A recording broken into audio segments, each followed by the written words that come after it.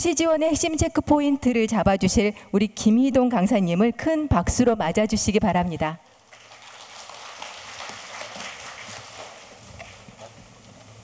나오는데? 혹시 포인트가 있겠네? 네, 안녕하세요. 반갑습니다. 방금 소개받은 진학사 김희동입니다. 시간이 좀 많이 지나서 제가 이렇게 있다 보니까 우리 학생들이 뒤에서 아이고 힘들어 죽겠다고 지금 그러는데, 그래서 제가 좀 시간이 많이 지나서 좀 약간 좀 강의를 좀 변경을 하겠습니다. 제가 일방적으로 강의를 하지 않고 질문하시는 내용을 토대로 그 내용에 대한 강의를 해드리도록 하겠습니다. 그래서 오늘 어차피 사실은 이 설명이라는 게요, 늘 많이 들어보셨죠.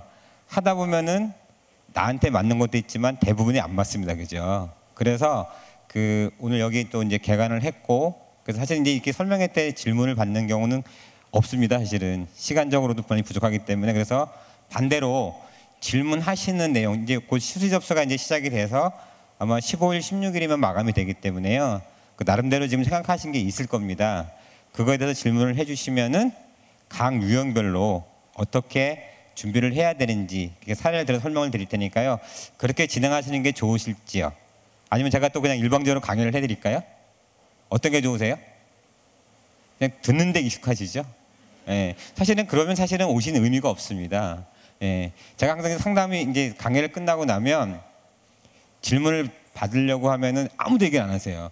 그러다가 제가 급해서 가려고 하면 막 붙잡으세요. 한 분 딱 말씀을 드리면 줄을 쫙 쓰세요. 그러지 마시고 말씀을 드리는데 안 들어주시니까, 그러면 제가 그냥 우선 강의를 진행을 하면서 포인트 얘기를 하면서 혹시 그 중간중간에 뭐 그러니까 질문하실 게 있으면 질문하시는 거로 제가 진행을 하겠습니다. 입시 제도나 이런 부분들은 제가 우선은 이제 좀 뭐 간단하게 설명을 드리고 지나가도록 하고요.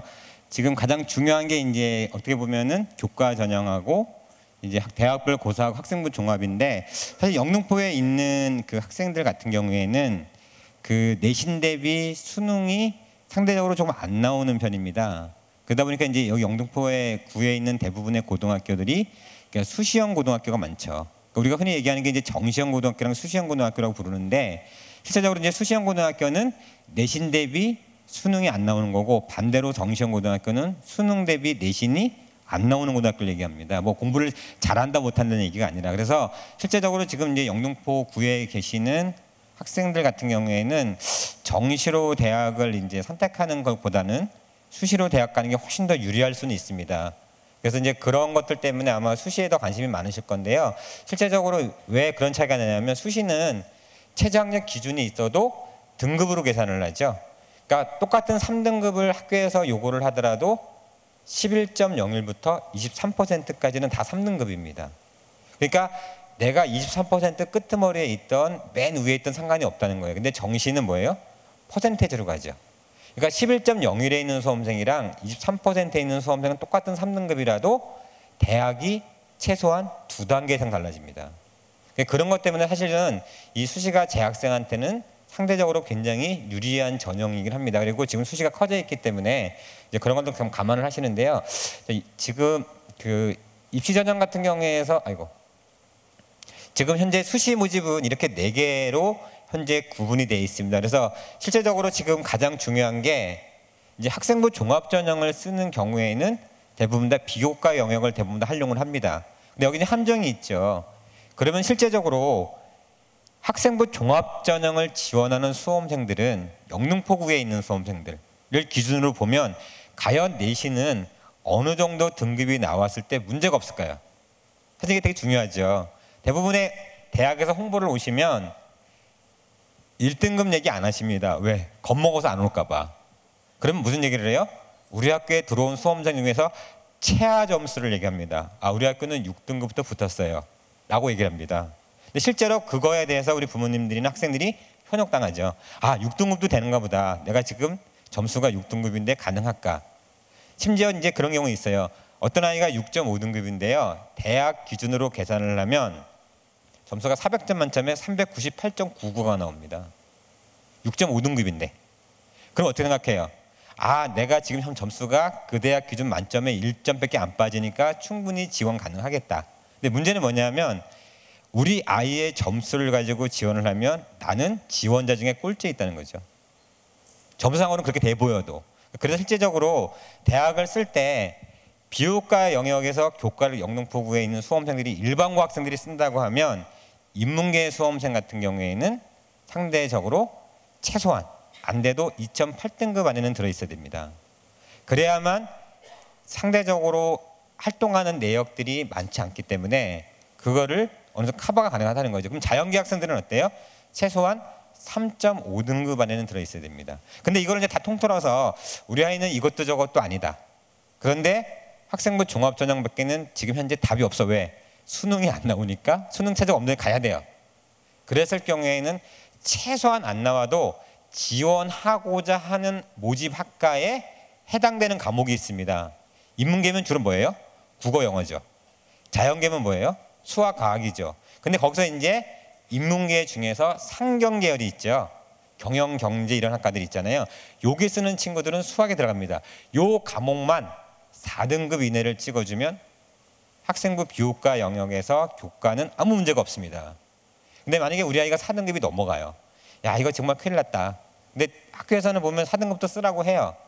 왜냐하면 학생부 종합 전형이기 때문에. 근데 실제로 4등급이 넘어가면 이 아이가 다른 수험생에 비해서 특별하게 뛰어난 활동 내역이 있어야 됩니다. 그래서 실제적으로 학생부 종합 전형을 쓰는 경우에는 그런 것들을 감안을 해야 되는 게 되게 필요한 거고요. 그럼 교과 부분은 어떠냐? 교과는 말 그대로 학생부 100% 전형입니다. 이거는 아무것도 없어요. 비교과도 안 쓰고 오로지 교과만 쓰죠. 그럼 일반적으로 대학들이 쓰고 있는 학생부 교과 과목은 뭐예요? 인문계는 국어, 영어, 수학, 사회를 쓰죠. 자연계는 국어, 영어, 수학, 과학을 씁니다. 근데 우리 학부모님들이 그렇게 얘기를 하세요. 우리 아이가 지금 3.2등급인데 어느 대학 갈 수 있을까요? 이거는 며느리도 모르고 시어머니도 몰라요. 알 수가 없죠. 왜? 부모님이 말씀하시는 건요, 전과목 기준입니다. 근데 전과목을 쓰는 대학은 실제적으로 최상위권 대학 딱 3개 있습니다. 서울대, 연대, 교대. 특히 지금 여기 학부모님 중에서 우리 아이는 앞으로 직업이 교대가 굉장히 좋잖아요. 교대 가면 정말 좋잖아요. 그런 학부모 계시면요, 내신이 안 나온 친구는 절대로 교대 못 갑니다. 교대만큼 내신 때문에 못 가는 대학이 없거든요. 그래서 실제적으로 그런 거기 때문에 학생부 교과 전형은 상대적으로 서울 지역에 있는 대학 중에서 보통 우리가 중간권 대학 그러면은 어느 대학까지 보냐면 숭실대까지를 봅니다. 숭실대가 이제 어떻게 됐다 보니까 전국에 있는 그 서울 지역의 대학 중에 타도 대학이 됐죠. 숭실대 넘어가야 된다. 보통 인문계 수험생들이 학생부 교과를 쓰면 숭실대까지 보면 인문계는 보통 2.21 정도가 거의 끝입니다. 그러니까 이건 수능 체제를 통과하는 조건이에요. 그리고 자연계 수험생들은 2.89까지가 거의 끝납니다. 그러면 이제 숭실대 밑에 있는 대학들 있죠. 교과로 가면 어디가 있어요? 우리 부모님들이 1학년 때는 또는 2학년 때는 들어보지 못했던 대학들이죠. 예? 서쪽에 있는 서울대 어딘지 아세요? 서경대학교라고. 예. 예. 저희가 이제 서울대를 4개로 나누죠. 아니 북쪽에 있는 게 진짜 서울대는 서쪽에 있는 거고 북쪽에 있는 게 서경대고 남쪽에 있는 건 남서울대고. 예? 근데 동쪽에 있는 건 동서울대죠. 그러니까 실제로 지금 현재 그 대학 중에서 숭실대 밑에 있는 대학들은 뭐예요? 상대적으로 보면 상명대, 명지대, 그렇죠? 서경대, 한성대 이런 대학들이 나오죠. 이런 대학들 같은 경우에는 상대적으로 내신이 고 대학보다 0.5등급, 인문계는 0.5등급 떨어집니다. 그럼 뭐예요? 2.1에서 0.5면 2.3등급 정도 되죠. 그 다음에 자연계는 2.98에서 1등급 정도 계산을 하면 3.98 정도까지 내려온다는 거죠. 그러니까 기본적으로 국영수사, 국영수가만 놓고 그렇게 교과를 계산하는 거예요. 근데 여기서 상대적으로 여기는 뭐예요? 학생부 교과는 무조건 수능 체제가 붙어 있다는 거죠. 그러니까 수능 체제를 감안하고 써야 된다는 겁니다. 이 논술은 뭐예요? 말 그대로 논술은 학생들이 쓰는 데 있어서 우리 3학년 동안 계속 공부를 해요. 수능 공부, 내신 공부 하는데 갑자기 3학년 돼서 대학을 쓰려고 보니까 우리 본인 입장에서는 맨날 들은 대학만 알죠. 근데 실제로 여기 영등포 여기 있죠. 영등포 여기에서 혹시 이렇게 플랫폼에 서보셨어요? 지하철 플랫폼에 가장 우리나라에서 대학 선전을 가장 많이 하는 대학교 거기 있습니다. 나사렛 대학교라고 거기 붙어 있어요. 보신 적 있으세요? 근데 실제로 대학이 지금 현재 거기다 광고를 하는데 이 논술은 말 그대로 변별력 차이가 많이 납니다. 그래서 논술을 치는 친구들 중에서 내가 수능 최저는 머릿속에 기억하시면 안 돼요. 이건 기본으로 통과해야 되는 거니까. 그러면 내신은 나쁜데 수능이 좋은 친구는 무조건 상위권으로 가야 됩니다. 근데 반대로 내신은 좋은데 수능이 안 나오는 친구는 어떻게 해요? 중간권 대학으로 무조건 내려가야 돼요. 그 이유는 뭐냐면 우리나라의 입시 제도는요, 학교가 올라갈수록 내신의 실질 반영률이 작아지고 수능의 최저학력 기준이 높아집니다. 근데 반대가 되죠. 학교가 내려갈수록 내신의 비율이 높아지고요, 상대적으로 수능 최저 기준이 낮아지는 겁니다. 그래서 이제 부모님들이 평가하는 기준은 논술 교과, 학생부 교과는요, 기본적으로 내신이 좋다, 논술을 잘 쓴다가 아니고요, 수능을 우리 아이가 9월 달에 어떻게 받느냐. 근데 제일 중요한 거는요, 수능은요, 세상에서 가장 믿을 게 못 됩니다. 학생이 받은 성적을 놓고 대학을 쓰는 입장에서는 가장 믿을 게 못 되는 게 수능이에요. 보통 수능 성적이 한 0.5등급 정도는 떨어진다고 생각을 하시고 이 공부를 해줘야 되는 겁니다. 가장 중요한 게 있죠. 우리 부모님들이 이제 공부하러 갈 때 시험 잘 봐라 얘기하시잖아요. 근데 실제로 수능은 자기 실력의 70% 정도만 발휘하면 아까 우리 송재열 소장께서 말씀하신 것처럼 30점은 그냥 올릴 수 있습니다. 그 부분이 있기 때문에 이 상태에서 가장 중요한 건 저쪽에 있는 수능 최저 기준이에요. 그러다 보니까 어떻게 해요? 수능 최저가 없는 전형으로 학생들이 수도권에 있는 대학 쪽으로 몰리게 된 거죠. 그 대표적인 게 뭐예요? 바로 적성 검사라는 거죠. 그래서 이제 그런 것들이 이제 실제로 수시 모집에 사용되는 거기 때문에 그렇게 아시고요. 자, 그다음에 이제 여기 보시면 제가 두 개를 나눠놨습니다. 만약에 우리 부모님 아이 중에서 우리 부모님 생각하실 때 잘 생각해 보시면 일반 전형은 우리가 흔히 얘기하는 논술 학생부 전형이에요. 근데 요거는 실제적으로 합격률이 30%를 안 넘어갑니다. 왜냐하면 누구나 다 쓰는 거기 때문에. 근데 혹시 우리 집에 조상님을 잘 만난 경우 있죠? 국가유공자 아니면 독립유공자 아니면은 우리 부모님도 금슬이 너무 좋아서 아이가 3명 이상 있는 집. 그 다음에 또는 혹시 여기 중에서 혹시 이제 오신 분 중에서 우리 아이가 이제 뭐 일반고가 아니고 전문계교를 다닐 수도 있어요. 이렇게 이제 따로 특별 전형에 해당되는 경우가 있으면요, 이 전형은 인원수에 관계없이 무조건 쓰십시오. 확률적으로 이 전형보다 저쪽에 있는 특별 전형의 확률이 훨씬 높습니다. 근데 보통 부모님들이 그렇게 생각하죠. 특별 전형은 선발하는 인원이 5명, 5명밖에 안 되니까 안 쓰려고 하시는 거예요. 근데 제일 중요한 건요, 63만 명의 수험생들이 생각하고 있는 부분은 다 똑같은 거예요. 내가 불안하면 내려 쓰죠. 그러니까 예를 들어서 A학과가 10명이고 B학과가 5명이고 C학과가 30명이면 내가 A학과 써야 되는데 불안하니까 B학과로 가요? 5명이에요. 절대 안 씁니다. 이해가 되죠? 그러니까 30명이 있는 대로 갑니다. 근데 실질적으로 특별 전형은 제일 중요한 게 뭐냐면 지원 자격 서류예요. 저거는 상대적으로 일반 전형에 비해서 특별 전형 같은 경우는 내신 차이가 거의 1등급 이상 떨어집니다.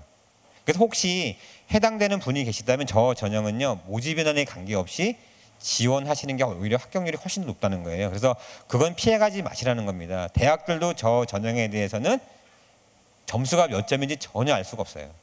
실제로 대학들 들어오는 수험생 보면은 내신이 우리가 여기 일반 전형에서 쓸 수 없는 내신 가지고 붙는 친구들도 생기거든요. 인원수가 워낙 작은 데다가 변수가 엄청 큽니다. 그리고 이 스펙트럼이 굉장히 넓어요. 그래서 혹시 잘 모르는데 우리 아이가 우리 부모님 입장에서 봤을 때 우리가 그게 해당되는 상황이 된다라고 하면 무조건 쓰시는 거예요. 그래서 기회균형 전형도 있고 하니까 그런 부분을 설명을 드리는 겁니다.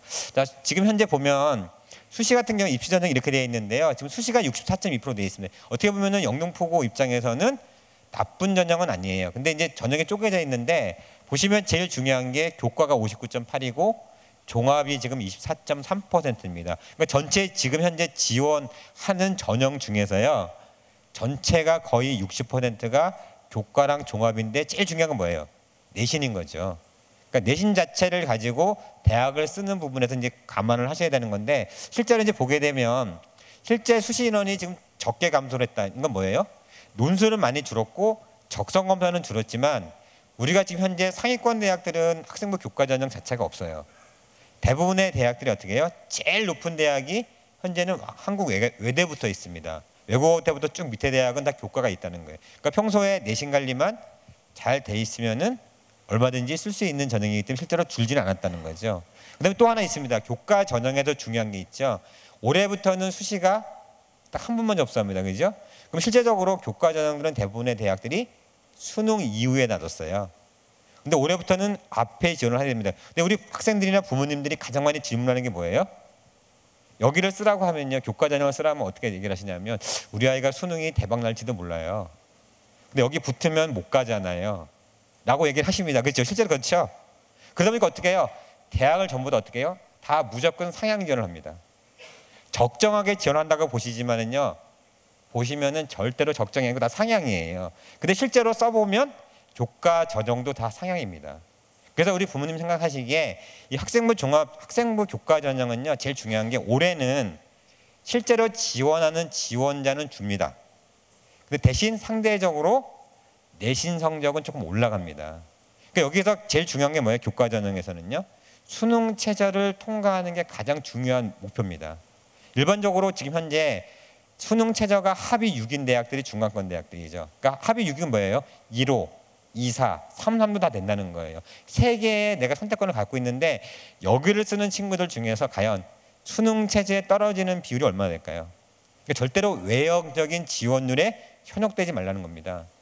만약에 어떤 대학에 썼는데 30대 1이 나왔어요. 그럼 그 대학이 중간권 대학이라고 할 때 합이 6이면 보통 중간권 대학이라고 보죠. 그 대학교에 지원하는 수험생의 의외로 2개 합이 6이 안 나와서 떨어지는 수험생이 30%입니다. 예. 그러면 어떻게 해요? 실제 지원율이 어떻게 해요? 줄어드는 인원이 3대 1을 빼줘야 되는 거예요. 그럼 10대 1이 나오죠. 근데 거기서 내가 대학을 6개 쓰잖아요. 6개 쓰면 그중에 정말 재수가 없어서 하나도 안 걸리는 경우 빼놓고는 대부분 다 2개 이상 걸립니다. 그러면은 내가 복수로 대학을 지원하면 어떻게 해요? 좋은 대학으로 올라가죠, 점점점. 딱 우리가 생각하고 있는 사회적 통념이 있잖아요. 그 대학으로 갑니다. 그러면 밑에 대학들은 어떻게 해요? 또 빠지죠. 그 빠지는 인원 자체가 전체적으로 40%를 넘어갑니다. 그러면 실제 지원율은 20대 1이면은 최종 경쟁률은 10대 1밖에 안 나오는 거예요. 그래서 교과 전형에서 아까 말씀드린 대로 그 선에 있는 친구들은 내가 수능 최저만 통과할 수 있다면 교과 전형이 가장 쉬운 전형 중에 하나입니다. 근데 영등포고 입장에서는 교과 내신 관리만 어느 정도 해놨어도 충분히 가능하다는 얘기죠. 그 부분에서는요.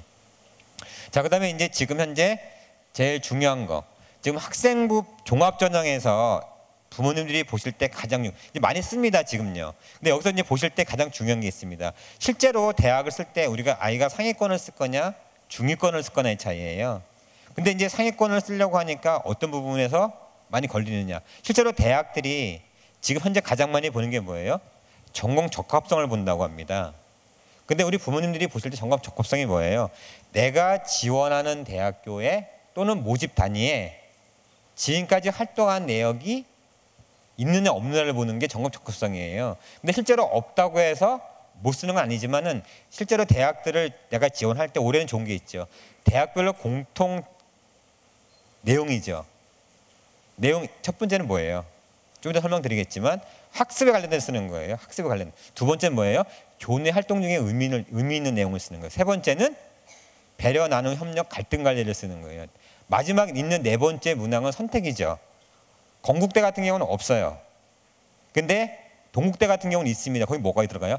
지원 동기, 학업계획, 진로계획이 들어가죠. 이렇게 나눠져 있기 때문에 현재 대학에서 보고 있는 평가 기준입니다. 그러니까 상위권들은 자기소개서가 가장 1순위입니다. 그러니까 상대적으로 우리가 보통 제일 걱정하고 있는 내신은 뒤에 붙어 있어요. 그러니까 상위권들은 내신 자체가 4등급 이내만 들어오면 학교에서는 전혀 문제 삼지 않습니다. 그래서 두 번째가 뭐예요? 추천서예요. 추천서는 누가 줘요?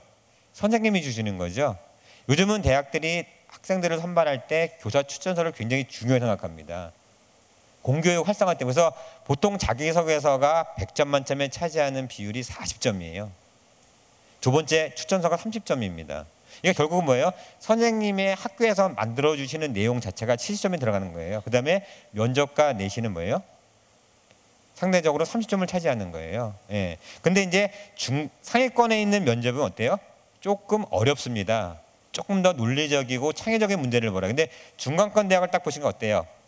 내신이 1순위죠. 자, 이거 왜 그럴까요? 여기 계신 부모님 한번 생각해 보세요. 우리 아이가 1학년 때는 어떻게 해요? 예? 상위 6개 대학밖에 몰라요. 그죠? 지금도 그래요. 제가 아침에 잠깐 상담하고 왔는데요. 아이가 내신이 7.5등급이고 수능이 모의고사가 4 이상 나왔어요. 근데 이 친구는 연대를 고집을 해요. 그렇게 돼요. 실제로 우리 부모님이 1학년 때는 어떻게 해요?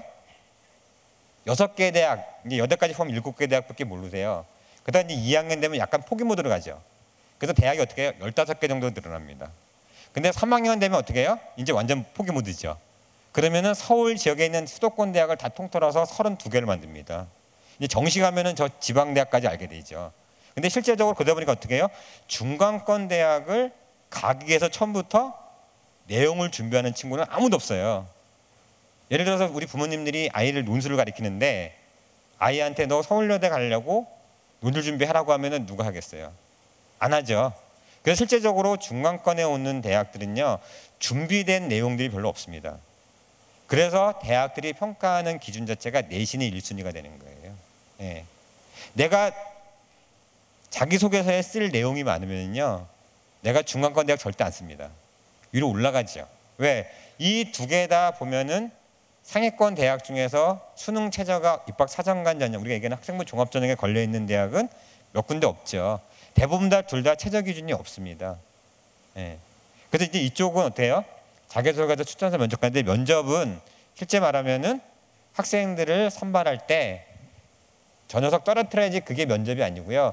이 학생을 실제적으로 붙였을 때 우리 학교에서 제대로 써먹을 수 있느냐를 보는 거예요. 그러니까 이제 중간권의 면접은 어떻게 해요? 좀 더 논리적인 것보다는요. 대학 입장에서는 이 학생이 여기 지원을 여기 분명히 지원했을 거 아니에요. A, B 대학에. 그럼 뺏기지 않으려고 하시죠. 그럼 어떻게 해요? 교수님이 아이들을 살살 달랩니다. 우리 학교에 오면 이런 일이 좋아. 그러니까 올래? 예. 그런 거예요. 그러니까 여기 부분에서는 상대적으로 중위권 대학은 내가 기본적으로 내신이 좋은 친구는 활동 내역이 조금 어느 정도만 있으면 충분히 돌파가 가능하다는 거예요. 상위권 대학은 절대적으로 활동 내역이 많아야지 통과가 됩니다. 거기다가 이제 상위권에 있는 학교들은 어때요? 수능 최저 기준이 학생부 종합 전형에도 붙어 있다는 겁니다. 근데 기본적으로 수시는 어떤 거를 강조해도요, 최저 학력 기준을 통과 못하면 아무것도 할 수가 없는 거예요. 기본적으로. 그래서 지금 보면 학생들이 지금 이제 급하죠. 9월 모의고사 끝났어요. 본인이 쓰는 대학을 이렇게 놓고 쭉 한번 보세요. 실제로 내가 그 대학을 정시에 갈 수 있느냐. 아마 쓰는 대학 모두 다 전부 다 실제 정시에서는 갈 수 없습니다. 그러니까 어떻게 해요? 아이들이 불안해지죠. 그러니까 어떻게 해요? 내가 6개 대학을 지원해놓고 마구잡이로 공부를 합니다. 지금 딱 그럴 시기예요. 그래서 그 부분들을 좀 잡아줄 필요가 있다는 거죠. 자, 그러면 이거 안 움직이지? 응? 안 움직이네요. 아, 됐다. 네. 자, 실제로 지금 현재 그러면 이제 우리가 얘기하는 이제 가장 많이 학생들이 지원하는 이제 논술 같은 경우는 딱 이렇게 되어 있습니다. 다른 것보다 이제 보실 게 논술은 여전히 지금 현재 상위권 대학을 가는 친구들 입장에서는 가장 매력적인 전형이죠. 근데 여기를 쓰는 학생들 같은 경우에는 딱 이걸 보시면 돼요. 상위권을 가는 친구들은 수능과 논술이 똑같이 변별력이 있습니다. 작년에는 우선 선발이 있었어요. 근데 올해는 우선 선발이 없죠. 그래서 절대적으로 수능 최저 기준이 떨어진 건 아닙니다. 그래서 수능과 논술, 그 다음에가 내신인 거죠. 아까 말씀드렸죠. 내신이 6등급 나와도 상위권 대학들은 만점 기준에 2점. 많이 빠져봐야 3점밖에 안 빠집니다. 그러니까 학생들 이상은 그거죠. 내가 논술로 충분히 뒤집을 수 있어. 근데 절대적으로 수능 성적을 기본적으로 깔고 학생들이 지금 지원을 해야 되는 거예요. 근데 중간권 대학들을 쓰는 친구들, 아까 말했죠. 실제로 우리 아이한테 학원에다가 돈을 투자할 때 상위권 대학을 가라고 투자하지 중간권에 있는 중하위권 대학을 가라고 투자하는 절대 않습니다. 그러다 보니까 어떻게 해요? 중위권에 있는 학생들한테 얘기를 해보면 거의 논술 준비 안 합니다. 실제로 이제 상위권에 오는 수업, 우리가 이제 상위 11개 대학 그러죠. 이대까지 보면. 이 학교 오는 친구들은요, 교수님 말씀이 지원자 중에 15명 정도의 한 명꼴로 논술을 잘 쓴다고 합니다. 그게 무슨 얘기예요? 100명이 지원하면 지원자 중에 7명만 논술을 잘 쓴다는 얘기입니다. 그러면 93명은 뭐예요? 논술이 다 고만고만하다는 얘기죠. 그중에서 35%가 수능으로 탈락을 합니다. 그 다음에 탈락하면 어떻게 돼요? 그 중에 60명이 남는 거예요. 60명은 뭘로 해요? 내신으로 자르는 거예요. 근데 문제는 뭐예요? 아까 말씀드렸죠. 내신에서 0.1점 차이가 보통 1점 안에 동점자가 60명씩 들어 있습니다. 그러니까 중간권 대학들은 논술 준비하는 친구들이 실제적으로 아무도 없어요. 중간권에 있는 학생들은 여쭤보면은 20명, 그러니까 25명 중에 1명꼴로 논술을 잘 쓴다고 하십니다. 그러면 100명 지원하면 4명이 잘 쓰는 거예요. 그러니까 논술이라는 게 그렇거든요. 많이 준비한다고 붙는 게 아니고요. 적게 준비한다고 떨어지는 게 아닙니다. 기본적으로 어떤 게 가장 중요한 역할을 하느냐가 되게 중요한 거죠. 근데 이제 보통 논술을 시키시면은 마구잡이로 시키세요. 그리고 내가 가고 싶은 대학을 막 골라요. 그죠? 그거는 1학년 때 얘기입니다.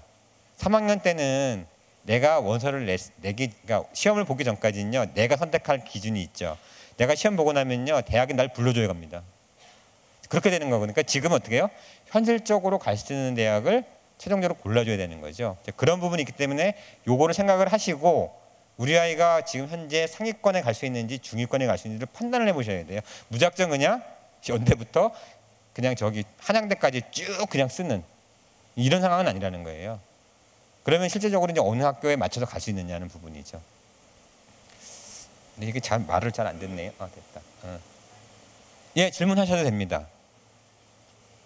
잘 안 들립니다. 혹시 마이크가 있을까요? 네. 혹시 저기 무선 마이크 있으면 하나 주시면, 네. 네. 밥하러 가셔야 되는 거 아니죠? 네. 밥하러 가셔야 되는 말씀이 없으신데. 네.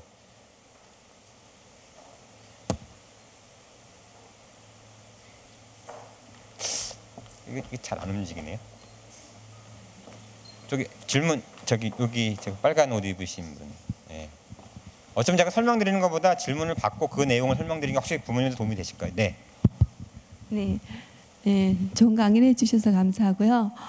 논술의 경우에 작년보다 올해가 논술이 사실은 차지하는 비중이 크다고 하잖아요. 그 점수 면에 있어서. 네. 그래서 그러는데 제가 그 진학사 거기에도 보면 주로 내신을 반영해가지고 그걸 기준으로 해서 이렇게 점수가 좀 그 뭐 이렇게 지원하는 거 이런 게 좀 나와서 네. 답답한 게 논술 점수를 모르는 상황에서 현재 그 논술 그러니까 그런 상황에서 어떻게 정말 지원을 해야 되는가 하는 부분이 제일 어려운 점이에요. 네, 제가 그걸 말씀을 드릴게요. 이게 지금 안 넘어가서 혹시 이게 넘길 수 있을까요? 이게 지금 이게 좀 말을 안 들어서 넘길 수가 없는데.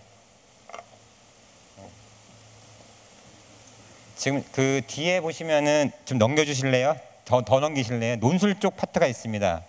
제가 설명을 드릴 테니까 이게 지금 안 넘어가서 하나 더 넘겨주세요. 아, 우선은 이제 그 논술은 보시면 하나 더 넘겨주시겠어요? 그 하나 더 넘겨주세요. 자, 이거 보시면 제가 설명을 드릴게요. 아까 말씀드린 대로 그 실제로 지금 현재 그 말씀하셨잖아요. 논술의 점수를 모르니까. 근데 우선 논술을 선택하는 데 있어서 제일 중요한 게 있습니다. 논술을 보통 쓰는 친구들은 논술 6개 다 써요. 그죠? 6개 다 쓰는데 제일 먼저 하실 분이 뭐냐면 우리 아이가 지금 논술을 가장 잘할 수 있는 대학을 먼저 찾아야 됩니다. 예, 좀 앞으로 좀 넘겨주시겠어요? 지금 잘 안 넘어. 됐습니다. 좀 하나만 더 넘겨주세요. 예, 하나만 더 넘겨주세요. 이게 지금 됐습니다. 여기 보시면 학교별로 이렇게 논술이 파트가 다 제각기 있습니다. 여기 보시면은 인문사회 통합 논술 우리가 흔히 보고 있는 통합 교과형 논술이에요. 그러니까 여기는 영어나 수학은 안 나옵니다. 그러니까 우리가 얘기하는 추리 논술입니다. 쉽게 설명드리면 두 번째 있는 건 뭐예요? 도표나 통계나 그림이니까 자료 해석 논술이죠. 여기는 뭐예요? 우리가 보통 시험을 보면 사과탐 지금 시험을 보잖아요. 사과탐 보시면은 모의고사에 가끔 보면 통계도 나오고 그림도 좀 나오죠. 이제 그런 논술이라고 그러니까 분석 논술이라고 얘기합니다. 그다음에 지금 세 번째 보시면 인문사회이긴 한데 수리 영역에 나오는 논술이 있습니다. 수리 문제를 문제풀이 해야 되는 논술이 있어요. 그래서 보시면 여기 대학이 있고 그다음에 영어가 나오는 논술이 있고요. 그다음에가 이제 인문사회 영어가 나오는데 이렇게 학교별로 보시면 학교 자체의 논술이 다 제각기입니다. 하나만 더 넘겨 인문계니까 자연계. 자연계 보시면 수리 과학형 논술이 있고 수리형 논술이 있습니다. 그러니까 쉽게 말하면 우리 아이가 평소에 수리 과학을 잘하느냐 아니면은 수리만 나오는 게 좋은지를 먼저 선택을 하셔야 돼요. 수리. 이 논술은요. 자, 그다음에 여기 선택이 됐으면 이 대학 중에서요. 첫 번째 해야 되는 게 뭐예요? 우리 아이가 이제 시험지를 보고 기출 문제를 보고요. 지금 실제 논술은요. 기출 문제가 작년도랑 다릅니다. 올해는 교과형 논술을 많이 변모됐기 때문에 올해 논술을 기준으로 보시는데 우선은 1번부터 6번까지 내가 잘할 수 있는 대학을 먼저 고르세요. 그 다음에 뭐예요? 실제적으로 현실적으로 수능 최저를 붙이세요. 그럼 어떻게 해요? 우리 아이가 최종적으로 수능까지 봐서 최저 기준을 통과할 수 있는 대학의 순서대로 나옵니다. 그 중에서 학교를 정하실 때요. 4번, 5번, 6번에 있는 대학은 손대시면 절대 안 됩니다. 1, 2, 3번에 있는 대학만 가능하면 하시는 게 좋아요. 제일 중요한 건 논술에서 제일 중요한 건 뭐냐면 논술 문제를 많이 푸는 게 중요한 게 아닙니다. 수능 성적을 정확하게 통과해 주는 게 중요해요. 실제로 아이들이 지금 논술을 어떻게 해요? 보통 3개월만 배우면 논술은 쓰는 법을 다 배웁니다. 뭐 글자 수 맞추고 문장 보호 맞추고 다 하기 때문에요. 논술에서 가장 중요한 건 뭐예요? 바로 첨삭이죠. 첨삭만 할 수 있다면 사실 학원은 그렇게 중요하지 않습니다. 학교 선생님이 해줄 수 있던가 아니면 주위에 계신 분 중에서 누가 수학의 문제풀이 아니면 국어에 첨삭만 해줄 수 있다면 그것도 충분히 족합니다. 그래서 3개월 이내만 배우면요. 논술을 쓰는 법 때문에 문제가 생기지 않습니다. 논술에도 변수가 있죠. 글씨입니다. 글씨. 우리 남학생들은 여학생보다 글씨를 못 쓰죠. 예, 우리가 흔히 얘기하죠. 지렁이가 그려간다고. 그렇게 논술을 쓰면요. 점수가 안 나옵니다. 예, 그래서 우선 그걸 정한 다음에 절대적으로 논술은 기본적인 흐름이지 논술이 절대적으로 변별력을 주는 게 아닙니다. 2차적으로 주는 게 논술이에요. 그 다음에가 첫 번째는 수능이고 그 다음에가 논술이거든요. 자, 그러면 실제적으로 아까 말씀하신 것처럼 좀 넘겨주세요. 하나만. 이게 이쪽이요? 저 위에요? 아까 안 넘어가는데 그랬죠? 이게 안 넘어가서 하나 앞으로 좀 당길까요? 이게 말을 잘 안 듣는데요. 앞으로 좀 넘겨주실래요? 앞으로? 아니요. 다음 넘겨주세요. 다음 넘겨주세요. 한 번 더 넘겨주세요. 네, 됐습니다. 자, 먼저 인문계열 설명을 드릴게요. 지금 이제 아까 어머니가 말씀하신 부분에서 우리 아이가 지금 내신이 이렇게 나와 있는데 평균적으로 말씀드린 것처럼 입시에서 수시는 100% 논술이라는 변수가 있기 때문에 명확하게 몇 점으로 어딜 간다고 생각을 할 수는 없어요. 근데 실제적으로 지원하는 수험량을 봤을 때 보시면 여기 빨간색 표시가 있습니다. 21.3점이라는 표시가 있습니다. 30점 만점 기준 했을 때 보통 21.3이면은요 우리 아이가 지금 논술을 그냥 중상 정도, 그러니까 평타라고 보시면 돼요. 평균적으로 쓴다고 했을 때 내신이 평균적으로 인문계는 2.2등급 정도가 전체 지원자의 60%입니다. 이해가 되시죠? 그러니까 우리 아이가 지금 내신이 그 정도에 있다면, 그리고 수능은 제가 말씀드렸죠. 기본적으로 이거는 생각하시면 안 돼요. 통과를 해야 되는 중요한 요건이에요. 이거는 캔이 아닙니다. 머스트입니다. 자, 그러면 그 다음에 우리 아이가 지금 현재 내신이 3.26에 있어요. 그러면 23.5점 정도를 맞아야 된다는 얘기예요. 그러니까 내신이 안 좋을수록 어떻게 해요? 논술에 대한 부담이 커지는 겁니다. 근데 반대로 지금 아이가 내신이 1.68 이내에 있으면서 수능도 잘 나왔어요. 그러면 우리가 무슨 얘기를 하냐면 농담으로 논술에다가 애국어만 써놓지 말라 그래요. 그러니까 뭐냐요? 실제적으로 대학을 쓰는 입장에서요. 적어도 우리 아이가 내신 성적이 어느 정도 선의 이체에 따라서 논술의 실력을 격파해요. 그래서 보통 보게 되면 자연계 한번 드려볼까요? 뒤에 넘겨주시면 아니요. 이제 자연계 한번 보세요. 조금만 더 넘겨주세요. 자연계 같은 경우는 좀 점수가 낮아지죠. 상대적으로 보시면. 그래서 자연계 같은 경우는 2.35 정도의 내신을 받았을 때가 우리가 평균적으로 얘기하는 지원자의 평균 점수를 보시면 돼요. 똑같습니다. 반대로 마찬가지거든요. 상대적으로 보시면. 그래서 실제적으로 우리 부모님들이 논술은 사실 채점을 해도 그런 게 있어요. 학원 선생님들이 저한테 가끔 물어보세요. 이 학생은 학원에서 논술을 굉장히 잘 씁니다. 근데 떨어졌어요. 근데 반대로 이 학생은 논술을 잘 못 써요. 근데 붙었다고 얘기를 해요. 그 차이는 두 가지입니다. 하나는 뭐냐면 학원에서 선생님들이 가르치는 부분들은 잘 가르치세요. 근데 제일 중요한 게 있습니다. 논술에서 가장 교수님들이 많이 보는 게 뭐냐면 창의력이에요. 근데 실제적으로 이 창의력은 논리적으로 대체할 수 있는 게 아니거든요. 그래서 선생님, 교수님들이 얘기하시는 거예요. 20명 중에 1명꼴로 논술 다 쓴다. 근데 그 부분을 늘 강조하시는 게 뭐냐면 우리 학생들이 요즘 가장 못하는 게 뭐냐면 문제를 대충 읽어요. 특히 수능 시험이 쉬우면은요 학생들이 문제를 대부분 다 대충 읽습니다. 아마 이럴 것이라 추측해서 문제를 찍어버리니까 어떻게 해요? 상위권 학생들한테는 중위권 학생들은 사실 기회예요.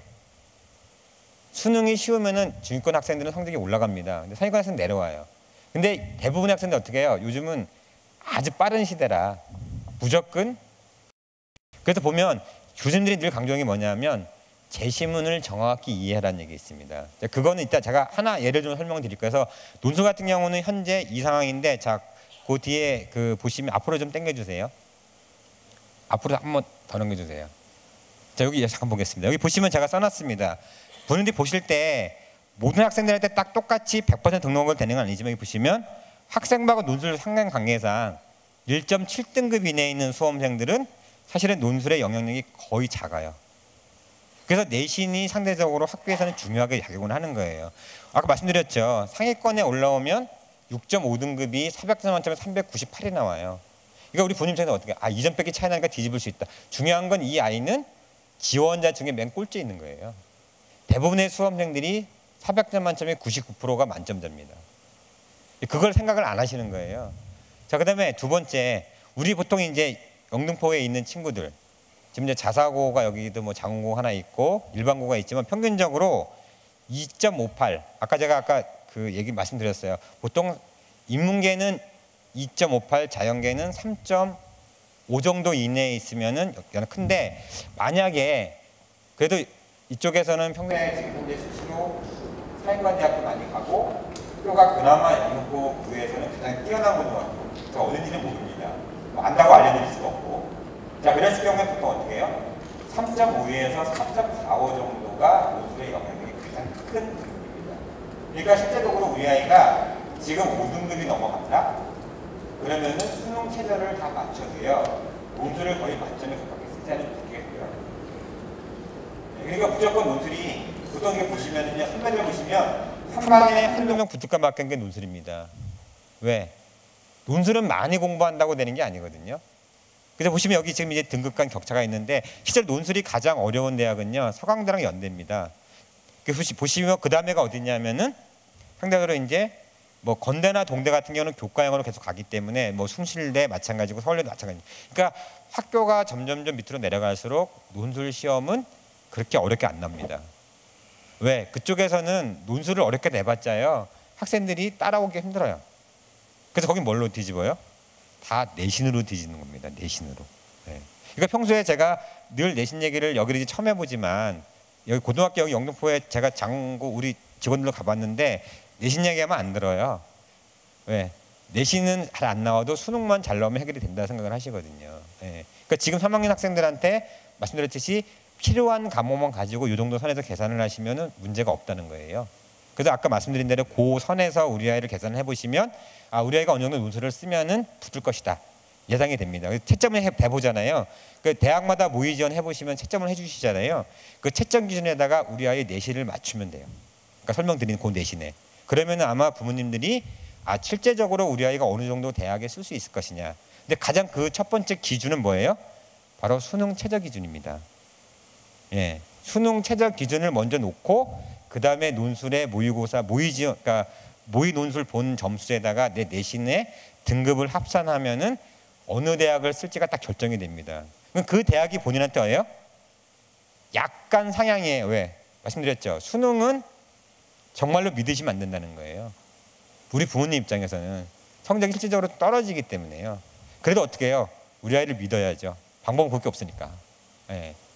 그래서 지금 아이들이 막 큰 소리 치죠. 예. 네, 말씀하십시오. 네. 네네네네. 네.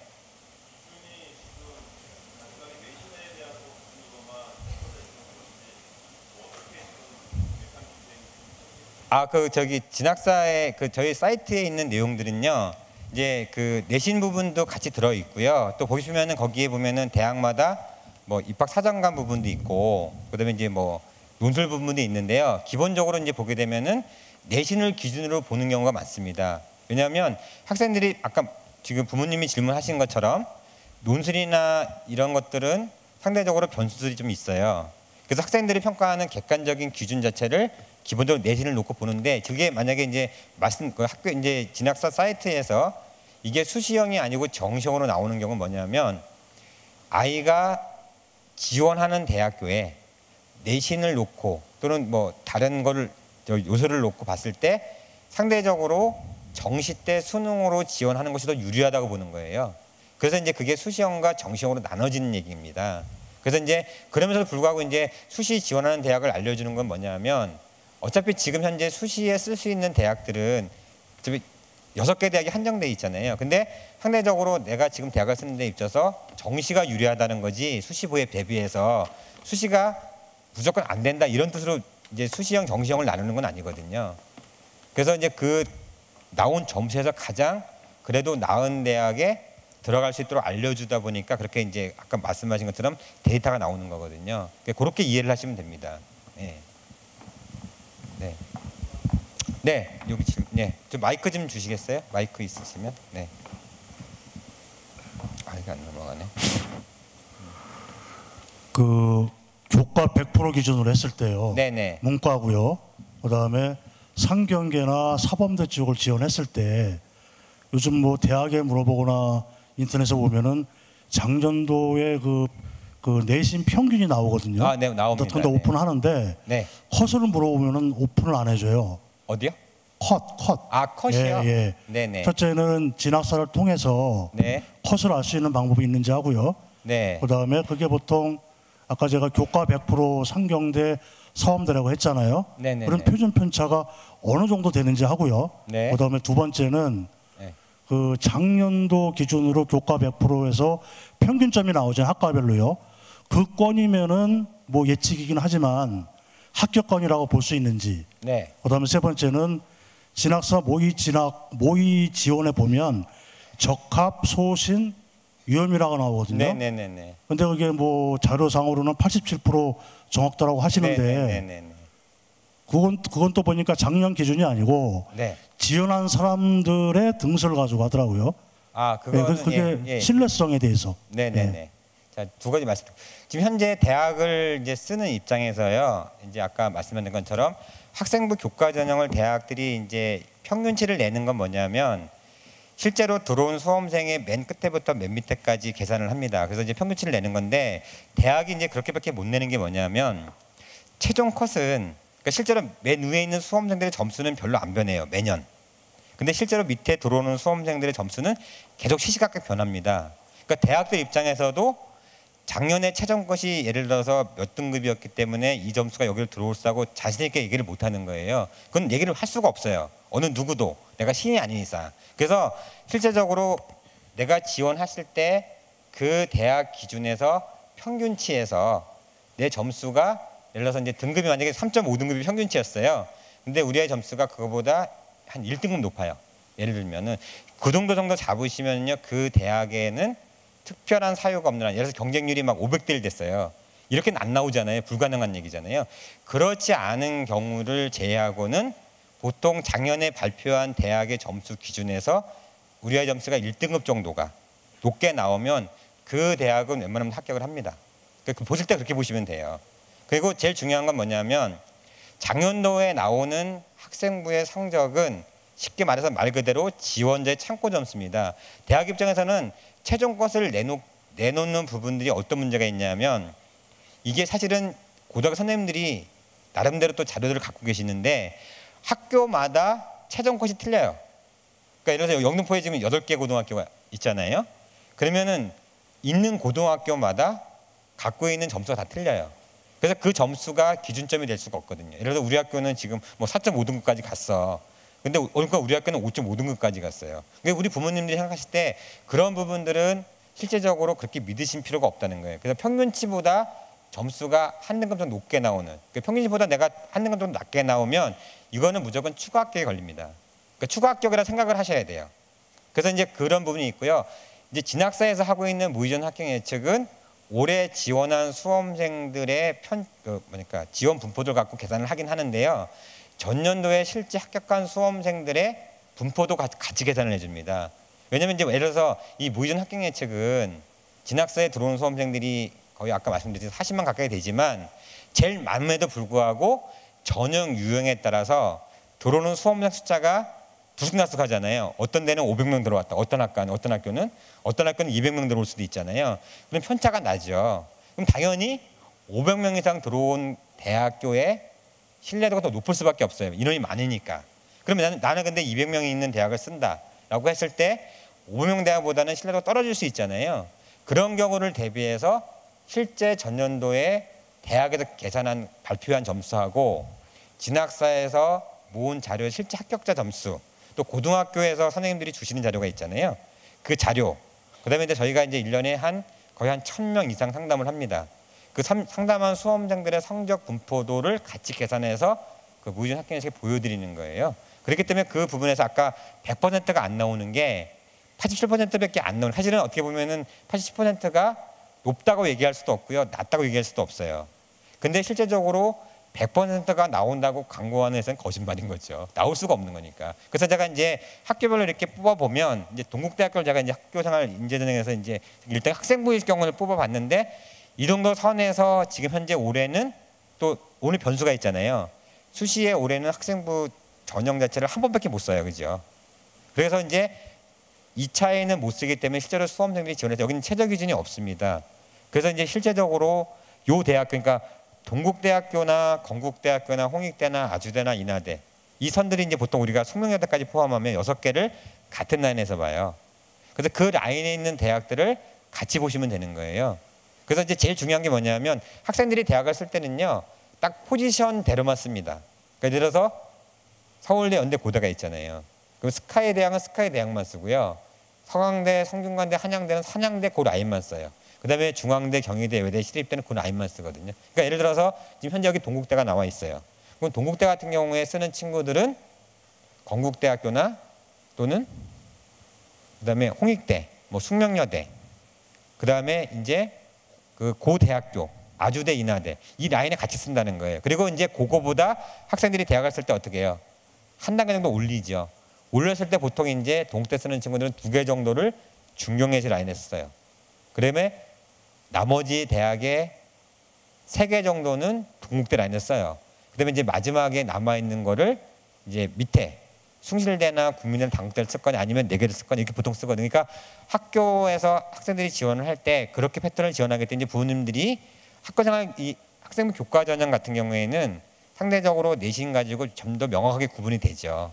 근데 문제는 뭐냐면 대학을 쓰는 친구들이 학교마다 보면은 환산점이 다 달라요. 어떤 대학은 300점 만점에 내가 똑같은 등급을 놓는데 이 대학은 만점에서 가깝게 나오고 어떤 대학은 만점에서 멀어지고 이렇게 나오거든요. 그러면 우리 부모님들이 보시는 게 뭐냐면 이 대학교에서 내신을 적게 쓰느냐 많이 쓰느냐를 평가하는 기준이 됩니다. 그래서 만약에 우리 아이 점수를 넣었는데 이게 만점에서 가까워지면요, 이 대학교의 교과부 성적만 써더라도 결국 이 학생부 교과 전형에서도 내신에 대한 실질 반영률이 약한 거예요. 이 대학은 뭐예요? 수능으로 결정을 해주는 겁니다. 근데 이게 많이 벌어졌어요. 벌어지게 되면 어떻게 해요? 이 학교는 내신으로 거의 당락을 결정해 주는 거예요. 그러니까 그걸 보실 때 이제 진학 사이트에서 보실 때 또는 학교 선생님들이 주실 때 그런 것들을 같이 보시면 큰 문제가 없어요. 그리고 그거대로 하시면은 전혀 그 아까 아버님 물어보신 것처럼 우리 아이가 쓰는 데 있어서 이게 과연 갈까 안 될까 불안한 느낌도, 그리고 수시는 제일 중요한 게 있습니다. 수시에서 대학을 쓰는 데 있어서 정시보다는 더욱더 안정권 대학은 없습니다. 대부분 학생들이 그렇잖아요. 지금은 대학을 먼저 보고 학과를 나중에 봐요. 우리 아이한테 지금 한양대 쓰라고 하면서 한양대에서 낮은 학과 찾아주세요, 합격 가능한 학교 찾아달라고 하면 전 못 찾아줍니다. 왜? 그건 불가능한 얘기예요. 한양대를 쓰는 친구가 저 밑에 건국대를 쓰면 합격하죠. 근데 이거는 싫잖아요. 솔직히 말해서 그렇잖아요. 그래서 어떻게 해요? 학교는 어떻게 해요? 수시는 90%가 실력입니다. 나머지 10%가 운이에요. 정시는 반대로 가요. 수능 성적이 나오면요, 실력이 10%고요, 운이 90%입니다. 예. 저희가 농담으로 뭐라고 하면 운칠뽀삼이라고 그래요. 운이 7이고 뽀록이 3이라고. 예. 그래서 그런 차이가 있기 때문에 수시에서는 부모님들이 학생들이 대학을 쓸 때 도전을 해야지 이거를 대값막값 고민하면은 대학을 다 내리셔야 돼요. 근데 그렇게는 못 쓰기 때문에 지금 나와 있는 대학교에 나와 있는 평균 등급을 보실 때는요, 그 성적에서 한 등급 정도 이렇게 올려보시면 되고, 만약에 0.5등급 높다라고 얘기하면 보통 예비번호 3번 안에 뜹니다. 근데 제일 중요한 학생부 교과 전형은요, 추가 합격자가 1.5차까지 나와요. 아까 논술 물어보셨잖아요. 논술은 추가 합격이 거의 안 나옵니다.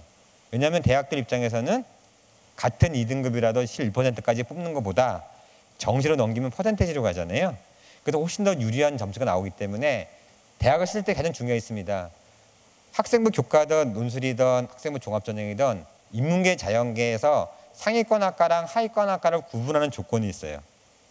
그러니까 우리 부모님들이 불안해서 대학을 쓰는데 모든 대학교의 영문학과가 상위권 학과를 나누는 기준입니다. 그 위에 뭐가 있어요? 상경계열, 언론, 자유전공이 있어요. 밑에 가면 뭐가 있어요? 어문, 철학 이런 게 있어요. 정시 가면 사랑하는 철학과가 있어요. 자연계는 뭐가 기준이에요? 신소재공학부가 딱 상위권을 나누는 기준입니다. 그 위에 뭐가 있어요? 전기전자, 의학. 그 다음에 사범대가 있습니다. 그 위에. 그 다음에 밑에 이제 전기전자, 그러니까 신소재 밑에는 뭐가 있어요? 컴퓨터공학. 이런 게 있거든요. 그래서 이제 실제적으로 그걸 딱 보셨을 때 위에 있는 대학으로 가면은요, 학생부 교과, 학생부든지 논술이든지 수능이든지 잘 쓰는 친구들이 모입니다. 근데 여기는 장점이 뭐냐면 잘 쓰는 친구가 모이는 만큼 도망가는 수험생도 많다는 거예요.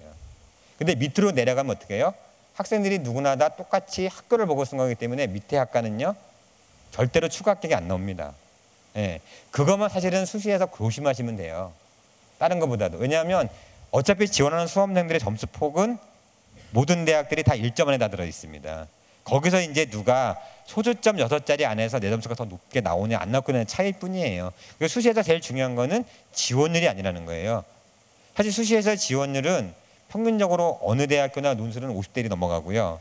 학생부 교과 전형은 20대이 넘어가기 때문에 지원율을 고민해서 대학을 쓰기에는 수시는 아니라는 거예요. 그래서 수시는 뭐예요? 가장 중요한 게 정시보다 더 필요한 게 뭐예요? 소신 지원이에요. 근데 소신 지원인데 가장 중요한 거는 수능이 붙어있는 전형들은 수능 최저가 충분히 통과할 수 있느냐. 그래서 보실 때 뭘 보셔야 되면 100분위를 보시는 등급 보시는 게 아니고 우리 아이가 실제 수능에서 9월달 모의고사를 봤어요.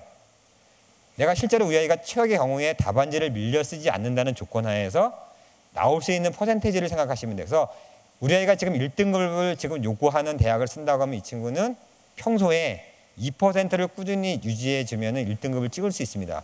마지막 4%까지 계산하면. 근데 2등급을 찍는 친구들은요, 평균적으로 8%예요. 그다음에 3등급을 찍는 친구는 17%입니다. 그러니까 우리 부모님들이 집에 돌아가시면 9월달 모의고사를 보세요. 3등급을 찍었어. 근데 우리 아이가 23%에 있으면요, 실제 수능에서는 3등급 안 나옵니다. 이제 그거를 감안하고 대학을 쓰셔야 된다는 거예요. 그래서 그렇게 생각을 하시면은 이제 학생부 전형은 아까 말씀드린 자료를 보실 때 그렇게 보시는데, 대학 가면 그런 얘기하죠. 뭐 여기를 한번 써보세요라고 얘기를 합니다. 대학 입장에서는 그냥 봤을 때 지원하면은 안 될 수도 있어요. 근데 반대로 생각하면은 확률적으로 10%는 된다고 보시는 거예요. 그러니까 그런 부분들은 이제 부모님들이 대학에서 그렇게 얘기를 합니다. 아, 지원해 보세요 하고 확실하게 얘기하지 않는 전형은 본인한테는 그 전형에서 썼을 때 떨어진다는 비율이 더 많다는 겁니다. 근데 대학들이 그렇게 이제 상담을 하시잖아요. 여기 한번 지원해 보시던가 이렇게 이건 절대로 지원하시면 안 됩니다. 예. 그건 뭐냐면 지원했을 때 확률적으로 10%가 안 된다는 얘기예요. 예. 대학 입장에서는 당연히 그렇잖아요. 지원해오는 게 좋잖아요. 왜? 지원율을 올라가니까. 예, 근데 그렇게 생각을 하시면 됩니다. 그래서 이제 그런 부분이 이제 그 학교생활기록부의 이제 학교생활 교과 전형에서 이제 되는 부분이고요.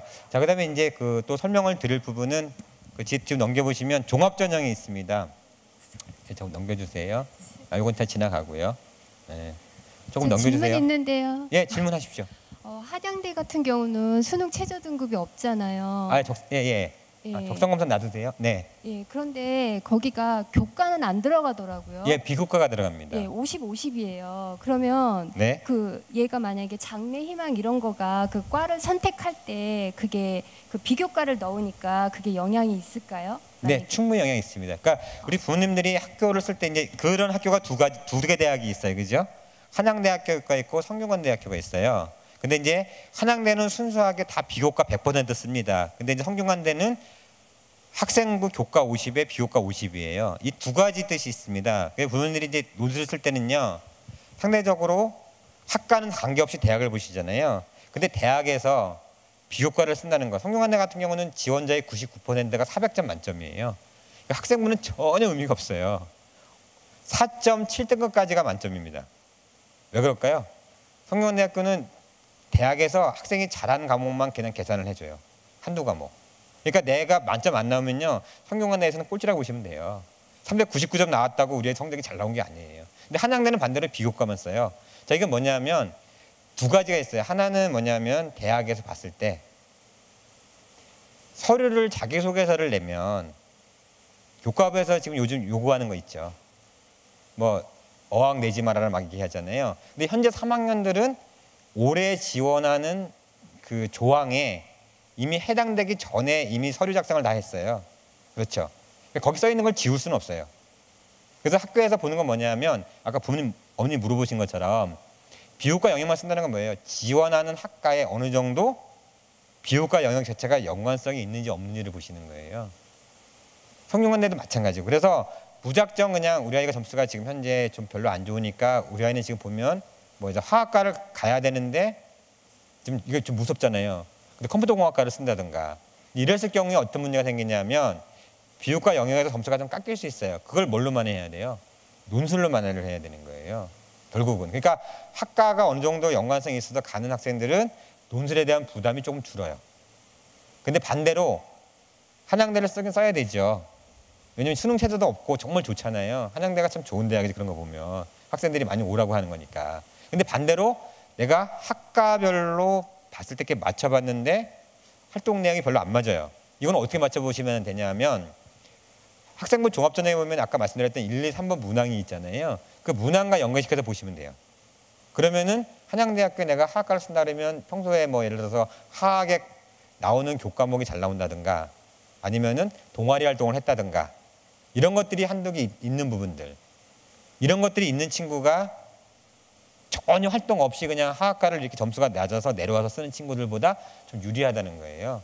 그래서 이제 부모님이 보실 때 우리 아이가 그런 활동이 없이 이 학과를 가게 되면 논술을 잘 써야 된다는 부담이 생기는 거고요. 반대로 거기에 연관돼서 맞춰주면은 논술에 대한 부담을 조금 줄일 수 있다. 그러니까 한양대나 성균관대는 그렇게 보시면 됩니다. 상황적으로. 그러니까 충분히 대학에서는 서류를 받지 않아도 평가 항목을 다 갖고 있기 때문에 그 부분은 걱정 안 하셔도 됩니다. 근데 이제 그거만 부모님들이 생각을 하시는데 평소 학생들이 이제 그런 생각은 안 하고 대학을 지원해요. 왜? 한양대학교는 지금 상위권 대학인데 수능 체제도 없죠. 그렇다고 내신도 안 쓰죠. 그러니까 학생들 입장에서는 당연히 욕심이 나죠. 예. 그래서 이제 저희가 농담으로 그런 얘기 하잖아요. 10만 양명설 얘기하잖아요. 예. 옛날 유로기의 10만 양명설. 실제로 그렇게 답니다. 예. 한양대 지금 고민하고 있죠. 성균관대도 고민하고 있어요. 논술 고사장을 얻어 만들어야 되나. 예. 근데 실제로 그렇게 될 수밖에 없어요. 그러니까 그건 뭐예요? 한양대를 들어오는 수험생들은 그런 부분에서 차이가 난다는 거죠. 예. 자, 그다음에 앞으로 조금만 넘겨주세요. 저 적성검사 전형. 예. 조금만 더 넘겨주세요. 앞으로 민문계 쪽에 한 번만.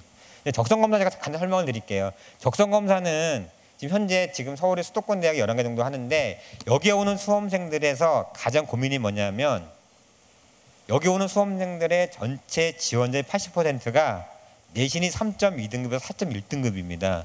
요 안에 내가 일단 들어가 있으면 지원자의 폭에서 크게 문제가 없습니다.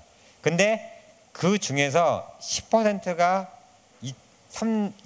2등급대 이내에 들어있고요. 10%가 4등급 이하에 들어있습니다. 근데 적성검사는 가장 중요한 게 내신이 4등급 나오는 친구는 수능도 4등급 나와요. 그래서 수능 체제가 없어요.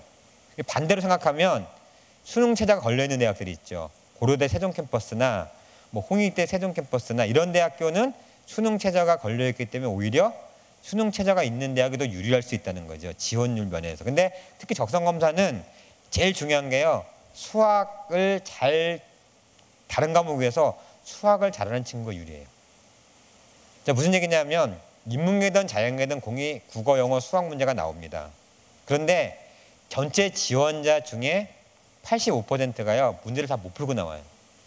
수학 문제가 상대적으로 어렵기 때문에. 근데 이제 부모님들이 보실 게 뭐냐면 이 적성검사는 학원을 보낼 수도 없고 그렇다고 해서 과외를 할 필요도 없습니다. 적성 검사는 눈으로 봤을 때 바로바로 찍어야 돼요. 예를 들어서 지금 제가 이제 가천대학교 하나를 지금 예를 들어놨는데 보시면 여기가 문항수가 50문항이고 시험 시간이 60분입니다. 우리가 노들처럼 머릿속으로 생각하고 글을 쓸 시간이 없어요. 이건 보자마자 바로 찍어야 됩니다. 그래서 이건 어디예요? 눈으로 계속 똑같은 문제를 스캔을 해야 돼요. 근데 제일 중요한 건 뭐예요? 수학 문제가 실질적으로 가장 당연히 결정합니다. 근데 보통 아이들이 문제를 보통 보면 이렇게 점수를 찍어 놓잖아요.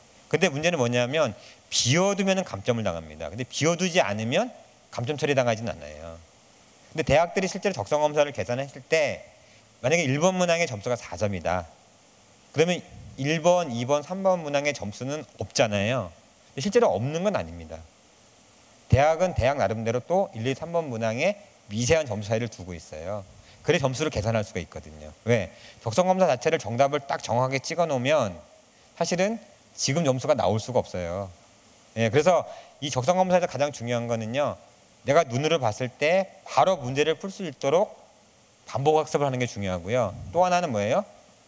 시험 시간표에 맞춰서 시간이 있어요. 그러니까 수능 실제로 시험 보러 갈 때 갖고 가는 시계 있어요.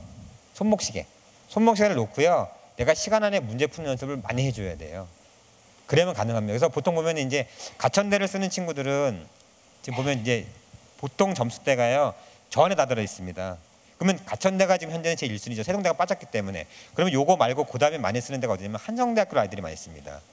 그 다음에가 이제 수원대를 많이 쓰고요. 그 다음에 이제 서경대를 쓰고 이렇게 가거든요. 그러면 실제적으로 가천대를 쓰는 친구들은 상대적으로 한성대학교를 쓰는 친구랑 점수가 비슷하다 보시면 돼요. 근데 예를 들어서 지방에 있는 뭐 한신대학교나 그다음에 성결대학교 이렇게 있죠. 안양에. 그다음에 저기 모산에 있고 이렇게 이제 또 경기도권에 있는 대학들은 가천대를 쓰는 친구들보다 내신 성적 자체를 0.7등급 정도 낮게 보시면 돼요. 예. 그러니까 상대적으로 그렇게 보시면은 지금 실제적으로 아이들이 쓰는 선호도에 따라서 결정이 되기 때문에 그런 부분을 감안하시면 된다는 거거든요. 그래서 이제 적성 검사는 만약에 해야 되는 친구가 있다면요, 이거는 그 올해 나오는 모의 그 적성 검사 논술 모의고사가 있어요. 작년도 거랑 틀리기 때문에요. 올해 걸 갖고 많이 연습을 해주셔야 돼요. 예, 그러면 이 적성 검사는 크게 따로 준비할 수 있는 부분들이 별로 없기 때문에요. 내가 시간 안에 문제 푸는 연습만 해주면 됩니다. 그 부분이 있고요. 자, 다음 장 넘겨주시면 안 넘어가죠. 네. 자, 자연계 같은 경우는 잠깐만요. 자연계 같은 경우는 반대로 되어 있습니다. 이렇게 이제 수학이 더 배점이 높죠. 근데 이제 자연계는 점수가 조금 더 내려가죠. 예. 보시면 이제 앞에 부분들은 비슷해요.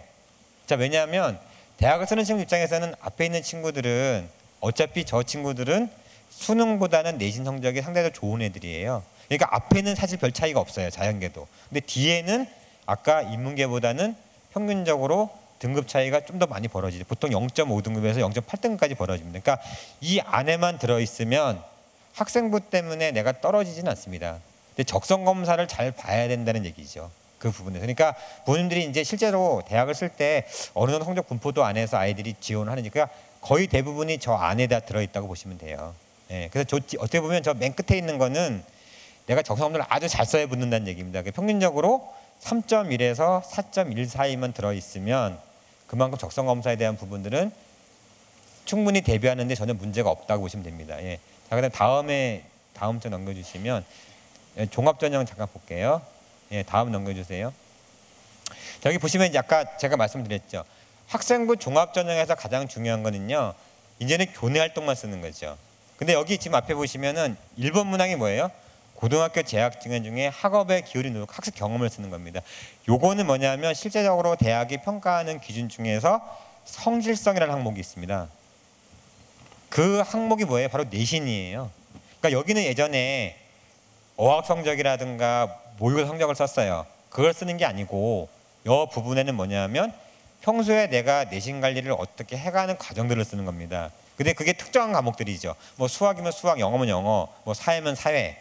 가능하면은 내가 지원하고자 하는 연관 학교랑 쓰는 겁니다. 그래서 이 학생부 종합전형이 좋은 건 뭐냐면 국영수사가 있거나 국영수가가 있을 때 이 네 과목이 다 잘 나오는 것도 좋지만 그렇지 않고 해당되는 영역만 잘 나오는 게 되게 중요하죠. 여긴 성실성 부분을 쓰는 건데 제일 중요한 건 뭐예요? 1학년 때 성적보다는 2, 3학년 가면서 올라가는 성적을 유지하는 수험생을 면접관들은 선호합니다. 그러니까 내가 이런 성적이 나쁘다고 해서 못 쓰는 게 아니에요. 그러니까 올라가서 중요하다는 거죠. 자, 두 번째 있는 건 뭐예요? 고등학교 재학 증안 중에 본인의 활동을 쓰는 겁니다. 자, 여기는 지금 실제적으로 보는 게 뭐예요? 바로 아까 얘기했던 전공 적합성을 보는 거예요. 그러니까 교내 활동을 했을 때 내가 하는 영어 영문학과를 가요. 그럼 방송반에서 영자 신문 동아리 활동을 했다. 반대로 뭐 화학과를 간다면 학교에서 화학 동아리를 했다. 그런 어떤 교내 활동에 의미를 두는 겁니다. 저 부분은요. 그래서 이제 보시면 3개 이내로 돼 있죠. 그럼 부모님들이 오해를 하세요. 제가 이제 이거 자기소개서 상담할 때 이렇게 참고로 본다고 갖고 오라면요, 다 3개를 써갖고 오시더라고요. 3개 이내라는 건 뭐냐면요, 1개만 써도 됩니다. 명확하게 내가 학교에 어필할 수 있는 1개만 쓰면 돼요. 또는 2개. 근데 평균적으로 3개 쓰면은요, 글자 수가 1500자밖에 안 되기 때문에 다 못 써요. 그러니까 평균적으로 2개가 좋습니다. 2개가. 그래서 그걸 쓰고요. 다음 장에 보시면 학교 생활 중에 배려, 나눔, 협력, 갈등 관리 이렇게 있는데 지금 현재 3원 문항은요, 총 질문 가지수가 몇 개일까요? 저 보시면 학생들이 질문 내용을 잘 이해를 못하죠. 저기 있는 질문 내용은 총 6가지입니다. 그러니까 학교 생활 중에 배려, 나눔, 협력, 갈등 관리가 4가지 질문을 하는 거예요. 그 다음에 뭐예요? 사례를 드는 게 1가지 질문이고 그 과정을 배운 게 느낀 점. 그러니까 저 안에는 뭐예요? 내가 활동하는 데 있어서 갈등 관리라는 부분들이 먼저 나오면서 그거를 어떤 식으로 협력하고 나눔을 풀어갔는지를 쓰는 거예요. 근데 그중에서 실제는 사례를 쓰는 거죠. 그러면 내가 반장을 했을 때 생길 수 문제가 있고, 저건 학교 생활 중입니다. 그러니까 내가 동아리 활동을 할 부분도 생기고, 여기서 보는 건 뭐예요? 바로 역경 극복이라는 단어하고 리더십을 보는 겁니다. 학교에서 보는 게 그거예요. 사실 역경 극복하면 참 애매하죠. 요즘 고등학교 3학년들이 역경 극복할 게 뭐가 있어요? 예? 부모님들이 뭐 돈을 벌어오라 해요? 밥을 굶겨요? 제일 중요한 건 뭐냐면요, 학교에서 보는 건 뭐냐면 또래 효과라는 얘기입니다. 또래 효과. 예, 또래 효과가 뭔지 아세요? 학생들은 학생들끼리 가장 잘합니다. 그러면 예를 들어서 거꾸로 얘기해서 내가 수학을 되게 잘해요. 근데 이 친구는 영어를 되게 잘해요. 그럼 서로 주고받을 수 있는 거죠. 그러니까 이 친구는 나한테 영어를 가르쳐주고 나는 수학을 가르쳐주고, 그게 바로 또래 효과예요. 또는 내 친구들이 중에서 옆에 뭐 예를 들어서 뭐 장애우가 있어요. 장애우를 내가 3년 동안 아이를 잘 데리고 다니면서 그 학생을 이렇게 잘 보살펴 준 거, 이런 것들이 뭐냐면 또래 효과라고 해요. 그래서 학교에서 보는 건 뭐냐면 또래 효과라는 얘기입니다. 그래서 여기 3번째 보는 게 그거고요. 4번째 보는 거는 자율문항이에요. 자율문항은 아까 말씀드렸지만은 학교마다 다르죠. 한 장만 넘겨주시면 여기 이렇게 돼 있습니다. 건국대 성균관대는 자율문항이 없어요. 근데 경희대 보시면은 교육 환경이 미친 영향과 학과 지원 동기가 있죠. 대부분의 대학들의 거의 90%가 지원 동기를 씁니다. 지원 동기는 대부분 다 뭘로 만들어요? 90%가 동아리로 만듭니다. 지원 동기는 쉽게 설명을 드리면 그런 거예요. 내가 왜 이 학교에 지원하게 된 동기가 책을 봤는지, 또는 누가 명사 강사를 해서 들었는지 명확하게 지원 동기가 있어요. 그래서 학생부 종합전형은요, 모든 대학에 뿌릴 수 있지만 학과를 바꾸기는 어렵다는 거예요. 그다음에 이제 학업 계획은 뭐예요? 내가 4년 동안 대학에서 공부하는 내용들을 쓰는 겁니다. 근데 아이들이 공부하는 내용을 쓰려면 어떻게 써요? 1학년 때는 토플을 몇 점 맞을 거고 2학년 때는 이렇게 씁니다. 이걸 쓰라는 게 아닙니다. 내가 최종 목표가 만약에 무슨 학과를 가요. 내가 환경보건학과를 갔어요. 최종 목표는 뭐예요? 전 세계에 있는 NGO에서 활동하는 거예요. 예를 들면 그러면 어떻게 해요? NGO를 갈 수 있게 해서 학업 계획을 세워야 되는 거예요. 학업 계획을. 그럼 필요한 게 뭐가 있겠어요?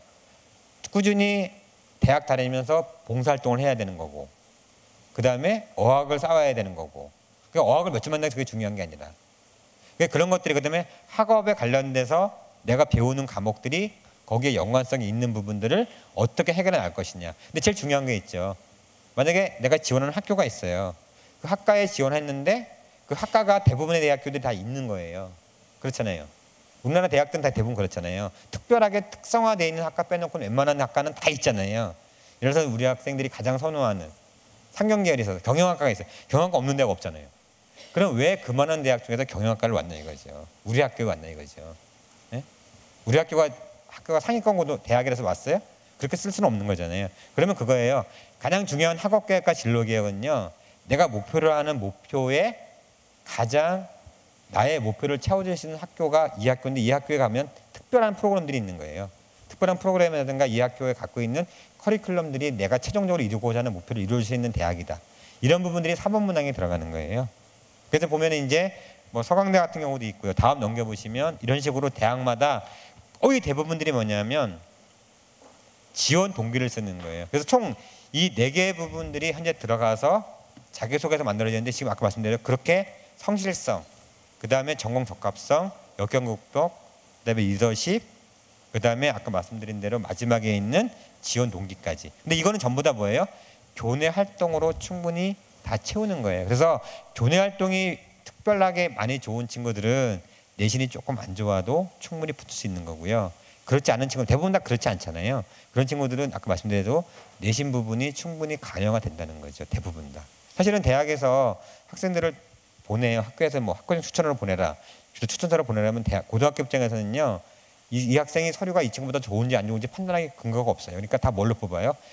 내신으로 다 잘라주는 거예요. 대학들한테. 그러니까 당연히 학생부 종합전형도 내신 부분이 많이 들어간다는 거죠. 그래서 이제 그런 것들을 좀 감안해서 이제 보시면 됩니다. 예, 그래서 학생부 종합전형에서 그다음에 이제 또 하나 있는 게 여기 보시면 이제 쓰다 보면 그런 게 있어요. 3학년 학생들은 대학에서 쓰지 말라고 하는 내용들이 있습니다. 근데 이제 쓰다 보면 내가 다 못 채우잖아요. 그래서 여기 보시면 추천서가 있어요. 그래서 추천서가 있거든요. 그래서 지원자의 학업 관련 평가를 추가적으로 고려할 만한 사항. 그러니까 그 자기소개 다 못 쓴 내용들은 추천서 내용에다가 좀 두리뭉실하게 쓸 수 있다는 거예요. 근데 우리 부모님이 가장 중요한 건 뭐예요? 비교과 영역 안에 혹시 우리 아까 학교에서 생활한 내용들이 빠졌는지 꼼꼼히 살펴보셔야 돼요. 제가 이렇게 보니까 전체 학생들이 한 10%가 그 내용이 없어요. 그러니까 분명히 자기소개 써 있는데요. 교과 내용에 비교과 영역 안에 안 들어가는 경우가 많거든요. 그래서 그런 것들은 좀 한 번 더 살펴보시고 혹시 우리 아이가 실제로 교내에서 활동한 내역인데 빠져 있는 게 있다면 빨리 원서 접수 마감 치기 전에 선생님한테 써달라고 하셔야 돼요. 그래서 선생님의 이 추천서 부분에서 이 부분들이 상당히 많이 지금 차지하고 있고 여기 보시면 이제 체크 문항이 1번 문항에 보시면 학업에 대한 목표의식, 자기 주도적 학습, 수업 참여도가 있죠. 그럼 이제 1, 2, 3번 문항의 점수가 하나만 표시하게 될까요? 아니면은 전부 다 표시가 될까요? 만약에 선생님한테 이걸 해달라고 하면 좀 하나 팁을 드리면 그냥 체크하는 게 아니고요. 1, 2, 3번 문항에 우선순위를 정해서 이렇게 번호를 매겨달라고 하세요. 이해가 되시죠? 오히려 그게 더 팁이에요. 좀 더 구체적으로 볼 수도 있다는 거죠. 선생님들의 성의도 본다는 겁니다. 네. 그래서 당연히 이제 V자 표시하는 부분만 있는 건 아니라는 거죠. 자, 그래서 이제 요거 같은 경우는 선생님들이 추천서 쓰는데 어떤 내용들이 있는지는 아셔야 되기 때문에 제가 보여드리는 거예요. 선생님이 써주는 거예요. 그러니까 선생님한테 그 부분들을 보여주시고 받으시면 된다는 거예요. 네. 그다음에 이제 뭐 여기 스펙 같은 건 쓰지 말라고 했으니까 이런 건 이제 쓰지 말면 됩니다. 예. 그래서 이제 제가 이제 학생부 종합전형까지 보면은 이런 내용들로 이제 부모님들이 알고 계시면 되거든요. 그래서 현재 제일 중요한 거는 수능 최저가 있는 전형들은 수능 최저를 통과하느냐 못하느냐가 사실 가장 큰 변수예요. 그러니까 사실은 논술을 내가 지원한다고 해서 논술 전형 자체에 초점을 맞춰서 논술에다가 투자를 해버리면 실제로 내가 지원하는 대학에 수능 성적 안 나옵니다. 그러면 내가 실제로 그 대학을 정시에도 못 가요. 그러니까 지금은 어떻게 해요?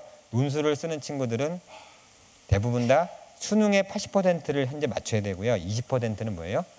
논술에다 맞추는 거예요. 그래서 6개 대학을 다 쓰더라도 최소한 4, 5, 6번 있는 대학은 건드리지 말고 1, 2, 3번 대학인데 제가 보기에는 딱 2개 대학 하는 게 가장 좋아요.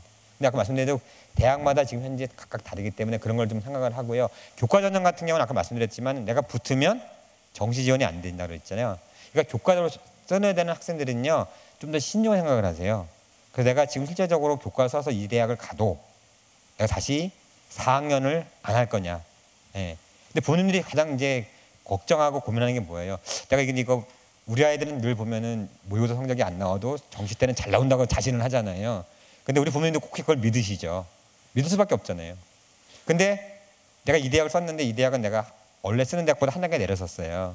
근데 교과 전형에 붙어버리면 정시에 성적이 잘 나와도 못 간다는 생각 때문에 안 쓰게 되거든요. 그러니까 여기는 그걸 보는 게 아니고요.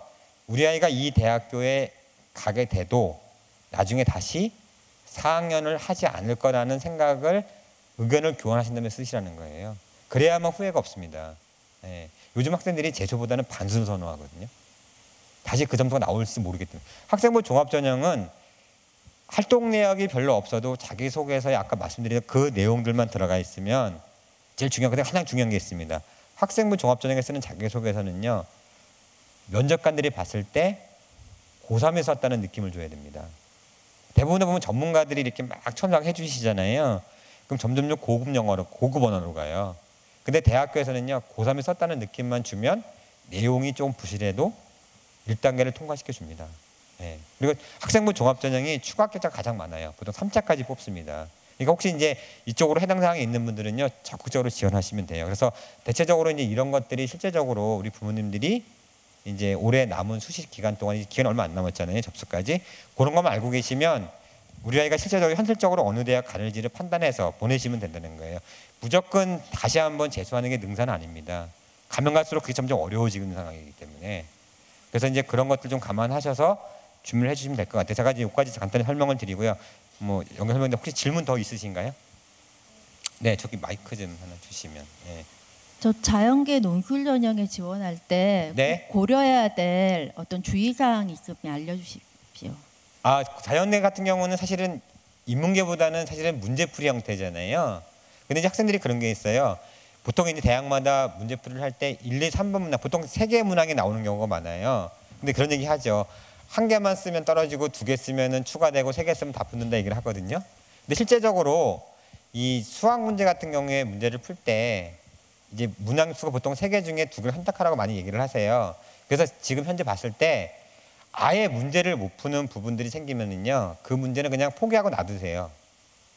그리고 내가 가장 잘할 수 있는 문항에 대해서만 명확하게 문제를 풀어 내시는 게 오히려 유리하다는 거예요. 근데 학생들이 이제 그런 게 있죠.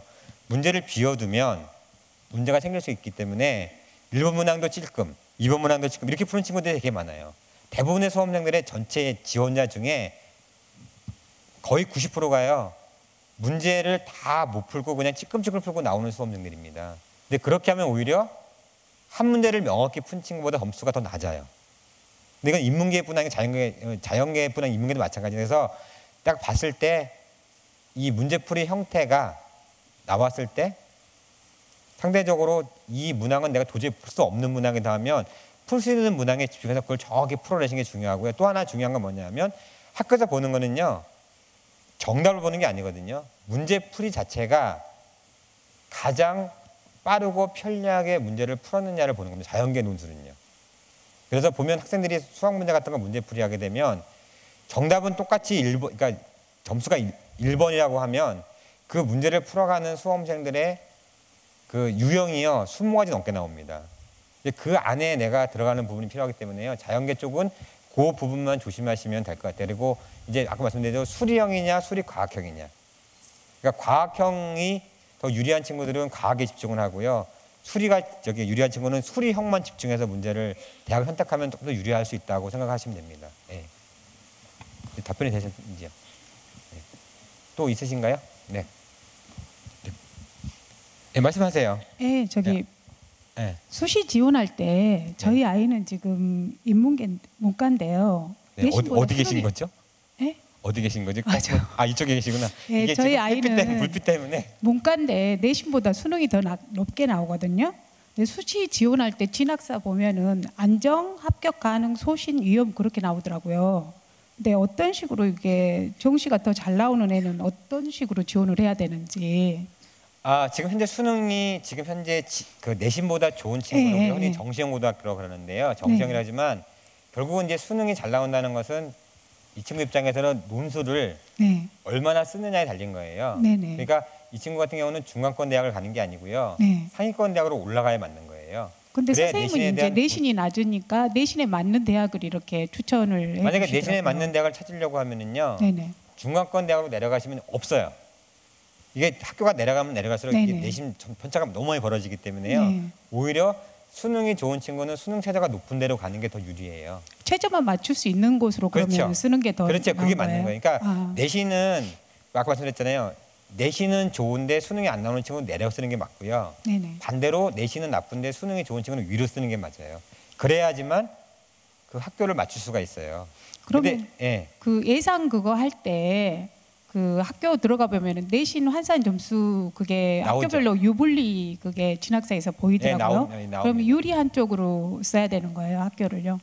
그러니까 이제 내신이 때. 유리한 쪽으로 쓰는 게 일본적으로 맞는 얘기고요. 근데 만약에 내신이 좀 불리하더라도 뭐 아이가 논술에 대해서 어느 정도 자신감이 있는 친구다라고 하면은 그 부분들은 한두 개 정도는 그렇게 써주는 게 맞다는 거예요. 아. 어차피 6개를 쓰기 때문에. 네. 예, 그렇게 생각하시면 됩니다. 네. 그러면은 그 예. 정시에서 정시 그 부분에서 안정이나 합격 가능 나오는데도 수시에서 지원을 해야 되나요? 아니면은 합격 그러니까 만약에 가능이면 지금 현재 지원을 아예 안 그 해도 되나요? 수시에서 지금 현재 안정이라 나오는 대학교는 네네. 한 개 정도만 지원하시면 돼요. 아. 근데 실제적으로 왜냐하면 안정이라고 대학에 나와도 내가 나중에 써보면 적정하게 떠요. 예, 그러니까 지금 현재 상향 지원, 그러니까 대학을 쓸 때요 보통 6개를 쓰잖아요. 그러면은 상향 지원하는 대학교를 3개, 그다음에 적정하게 생각하는 대학을 2개, 그다음에 안정하고 생각하는 대학을 하나 쓰면 나중에 보면 어떻게 되냐면요, 상향되는 대학에서 2개가 상향이고 하나는요 그거보다 더 상향이에요. 그리고 적정 대학을 쓰면은 약간 상향이 되고요, 안정 대학을 쓰면 적정하게 나옵니다. 근데 이제 이 안정 대학에서 써야 될지 말아야 될지 선택하는 기준은 뭐냐면요, 그 9월달 모의고사에 보면 정시의 지원 기준점이 있어요. 그거는 이제 표준점수가 아니고 100분위를 보시면 되거든요. 그래서 만약에 안정 지원 대학이 정시에서도 충분히 최초 합격이 가능하다고 뜨면 그거는 쓸 필요가 없죠. 근데 만약에 그게 합격은 합격이되 최초가 아니고 추가 1차 정도에 붙는다 만약에 뜨면 이 퍼센테이지 보시면 되거든요. 그러면 그거는 쓰셔야 돼요. 예, 그러니까 안정인 대학은 정시 지원하는 그런 일을 보셔야 돼요. 우리 아이 100분위 있잖아요. 모의고사 보면 그 모의고사 기준에 100분위를 더해서 그 이렇게 보면은 이제 온라인 배치표가 있잖아요. 배치표 100분위가 있거든요. 그러니까 뭔가 거기 표준 점수는 의미가 없어요. 예, 그 부분을 같이 보면은 우리 아이가 안정권 대학을 써도 상관이 없을지 없을지 판단하는 기준이 되는 겁니다. 예, 그래서 그렇게 생각을 하시면 됩니다. 네, 선생님 저기 질문 좀 할게요. 저기요, 선생님 여기요, 여기입니다. 네. 아, 네네. 이게 지금 불빛 때문에 잘 안 보여가지고. 예. 네. 그 진학사 그 사이트에 들어가서 보니까 이제 저희 아이는 성적이 별로 좋지 않아가지고 네. 이제 서울이라든가 뭐 경기권 이런 곳에는 아주 뭐 특정 뭐 종교학과라든가 이제 이런 거밖에는 해당이 안 되더라고요. 그래서 실질상으로 지금 뭐 어떤 특별한 학교라든가 또한 학과라든가 이런 것들이 그 결정이 되지 않는 상태예요. 네. 근데 이제 뭐랄까 이제 그러면은 지방에 있는 이제 그 4년제 대학을 선택할 수밖에 없더라고요. 근데 이제 그런 것도 본인이 어떤 특별한 과에 관심이 있어서가 아니라 네. 이제 점수에 맞춰서 진학사에 이제 거기 그 뭐 소신 지원, 뭐 적정 지원 이런 걸 보다 보니까 지방에 있는 이제 학교들이 몇 개가 이렇게 네네네. 이제 나오던데 우리가 일반적으로 지방대를 졸업을 하게 되면 굉장히 취직이 힘들다 이렇게 이제 알고 있잖아요. 네. 그래서 어떤 전문대의 인기학과 같은 데를 아이는 가고 이제 최종적으로 좀 가고 싶어하는 그런 생각을 하는데 실은 많은 부모들이 지방이라도 4년제를 나와야 되는 건 아닌가 하는 그런 고정관념들을 이제 부모들이 상당히 많이 가지고 있어요. 네. 그러니까 그런 결정들이 굉장히 힘들더라고요. 네네. 네, 그렇습니다. 예, 저기 뭐냐 그 지금 현재 그 내신이 안 좋은 친구들은요, 지방 같은 경우는 사실 변수가 없어요. 내신만 대부분 쓰거든요. 그러니까 수능 체제 자체가 워낙 낮기 때문에 내신이 안 좋을수록 점점 내려가면 내려갈수록 불리해집니다. 그리고 실제적으로 전문대 같은 경우에 보통 이제 우리 부모님들이 전문대 같은 경우에는 4년제보다 성적이 낮다고 생각을 하시잖아요. 근데 전문대 같은 경우에도 취업이 잘 되는 학과들, 뭐 간호보건계열이라든가 또는 이제 통영학과라든가 그다음에 전자, 자동차 이런 것들은요 내신만 100% 쓰기 때문에요. 실제적으로 그런 학과들은요 2등급이 안 되면 못 가요. 맞습니다. 왜냐면 수능 체제 자체가 아예 없기 때문에. 그래서 이제 이런 것들은 뭐냐면 전문대를 가는 부분들은 수시에 결정할 수도 있지만 이거는 이제 정시 때 만약에 내신이 안 좋고 상대적으로 수능이 더 좋은 친구라면 그 두 개 비교했을 때요 정시에 가는 게 맞는 거고요. 그 다음에 이제 4년제 같은 경우에는 학교를 내려가면 내려갈수록 내신만 쓰기 때문에 오히려 더 불리해질 수 있거든요. 그래서 이제 그런 것들을 감안한다면 만약에 내신이 나빠서 못 쓴다고 하면 수시 부분들을 그렇게 꼭 지원해야 되는 건 아니기 때문에요. 그런데 일단 그거는 보류를 해두고 정시에 수능을 잘 봐서 전념하는 게 더 필요하다라고 생각을 하시고 이렇게 준비하시는 게 맞아요. 단순하게 이제 지방대학에 사실 그렇잖아요. 종교학과 뭐 목사님 될 건 아니잖아요. 네. 그렇다면 그 학과를 가서 그 아이가 가서 있을 수가 없어요. 중요한 거는 이제 학교도 보지만 아이가 들어가서 이제 학교 이제 특히 보실 때 보면 그렇거든요. 대학을 보는 이유가 학과는 상관없다고 보시는데 실제로 상위권의 학생들이 가서 중간에 휴학하고 다시 재수하고 반수하는 수험생들이 60%가 넘어요. 우리가 가장 잘 알고 있는 대표적인 아주 최상위 대학이 있죠. 카이스트 같은데. 카이스트는요 70%가 학생들이 재수합니다. 왜 재수해요? 그냥 학교 갔지만 가서 해보니까 안 맞는 거예요. 네. 우리가 선호하고 있는 상위 11개 대학의 재수생이 전체 재수생의 90%를 차지합니다. 그건 그 학생들이 대학만 보고 갔다가 학과가 안 맞아서 다시 재수하는 거예요. 그러니까 그런 부분이 있기 때문에 아이가 지금 그런 상황이면 저는 꼭 수시를 가야 되라는 생각은 안 들어요. 그리고 전문대도 지금 내신 때문에 더 오히려 어렵기 때문에 지금 당장은 정시에 수능이 잘 나오도록 그렇게 이제 해주시는 게 맞다고 생각이 들거든요. 그래서 제가 그까지 말씀을 드리고요. 이제 여기 지금 문을 닫아야 된다고 그러시네요. 아, 저 질문 하나만요. 네. 그래서 이제 질문을 정리를 해야 되니까 네. 지금 두 분이 손 드셔갖고 가위바위보 하셔야 될 것 같은데요. 아, 네.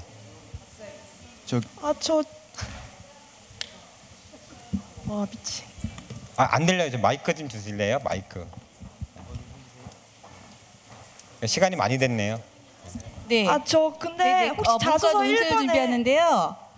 지금 그 최저 등급을 2개의 2등급을 맞추는데 함 6이 됐다, 수리됐다 이런 상황이라서 지금 내신이 4.58 정도로 좀 많이 안 좋은 상황이라서 지금 지원하고자 하는 대학이 건대, 경희대 그리고 동국대, 숙대를 지망하려고 하고 있는데 혹시 이게 내신이 지금 뭐 숙대 같은 경우 5.01이 나오고 보통 한 4.51 이 정도 나오는데 이게 저희가 지원하고자 하는 대학에 불이익이 많이 되는 건지 그러니까 궁금합니다. 내신상으로 보면은 그 대학교에서는 학생들이 네. 지원하면 네네. 사실 불리하죠. 네. 그러니까 수능 최저 같은 게 이제 경희대는 각각 2등급이고 네네. 동국대, 건대는 합이 4잖아요. 네네. 그러니까 사실은 수능 최저를 맞춰도 4.51 정도라면 네. 사실은 논술을 정말 잘 써야 되는 상황이라서 네. 상대적으로 어떻게 보면은 그 학교에 논술을 썼을 때 내가 논술을 못 쓰면 네. 수능 최저를 통과해도 그 정도 성적대라면은 그 정도 그러니까 고 현재 선의